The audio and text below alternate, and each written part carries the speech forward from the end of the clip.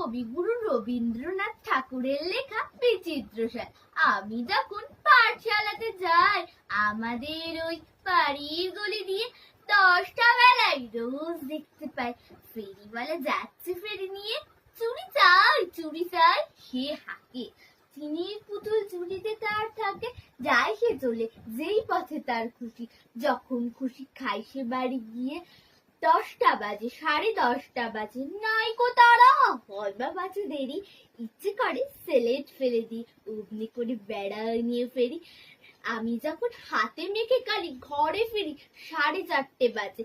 কোদাল নিয়ে মাটি কোপায় মারি বাবুদের ওই ফুল বাগানের মাঝে।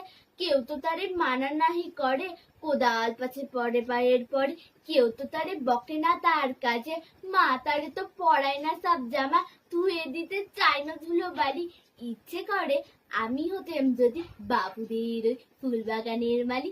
একটু বেশি রাত না হতে হতে মা আমারে ঘুম পাড়াতে চায়। বাঘ জানলা দিয়ে দেখেছে পথ, পাগড়ি পরে পাহাড়ওয়ালা যায়। আধার গলি, লোক বেশি না চলে, গ্যাসের আলো মিটমিটিয়ে চলে। লণ্ঠনটি ঝুলিয়ে নিয়ে হাতে দাঁড়িয়ে থাকে বাড়ির দরজায়। রাত হয়ে যায় 10টা 11টা, কেউ তো তারে কিছু বলে না তার লাগি। ইচ্ছে করে আমি হতেম যদি, ইচ্ছে করে পাহাড়ওয়ালা হয়ে গলির ধারে আপন মনে জাগি। নমস্কার।